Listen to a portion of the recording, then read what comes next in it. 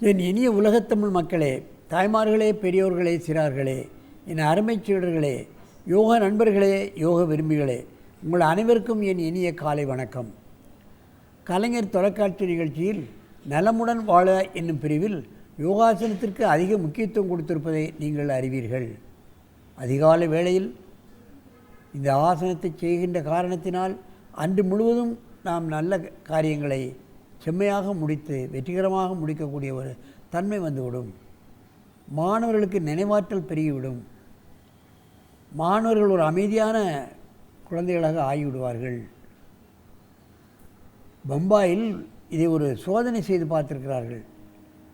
பள்ளிக்கூடத்துக்கு ஒழுங்காக வராத குழந்தைகள் பள்ளிக்கு போவதாக சொல்லிவிட்டு அங்கே பார்க்கில் இருந்துவிட்டு வீட்டுக்கு திரும்பும் பிள்ளைகள், சரியாக மார்க் எடுக்காத பிள்ளைகள், சேட்டை விடக்கூடிய பிள்ளைகள், திருட்டு பிள்ளைகள், இவர் அடிக்கடி சண்டை போடக்கூடிய பிள்ளைகள் எல்லாம் பிரித்து தனியாக ஒரு வகுப்பில் போட்டார்கள்.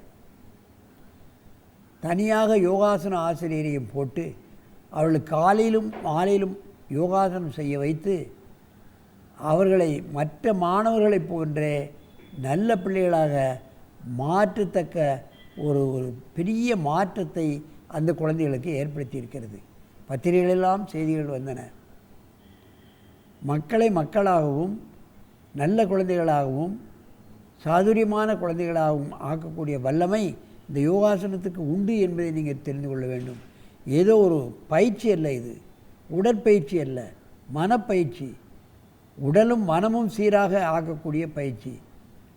ஆகவே தான் இந்த மாணவர்களுக்கு கண்டிப்பாக கற்றுக் கொடுக்க வேண்டிய பயிற்சி.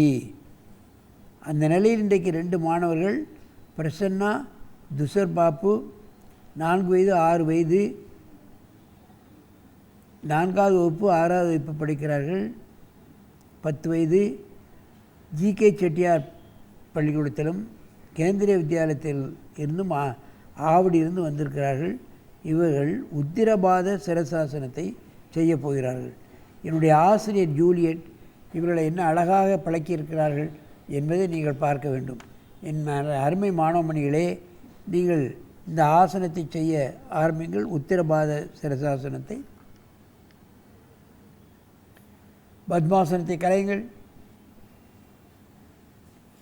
மெதுவாக செய்ய வேண்டும், அவசரப்படக்கூடாது. ஏனென்றால் சற்று கடினமான ஆசனம், கீழே விழ ஏதுவாகும்.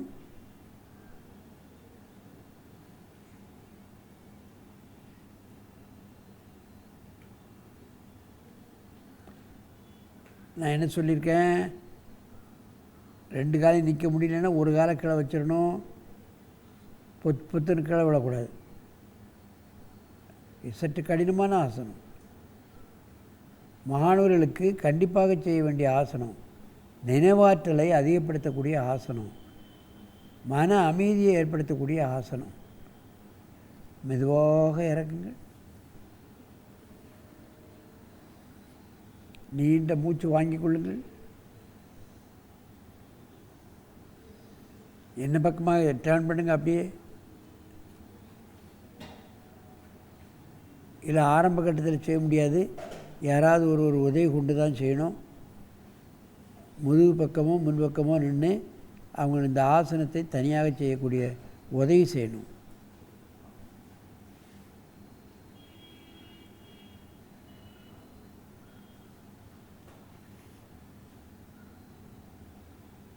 உத்திரபாத சிரசாசனம்.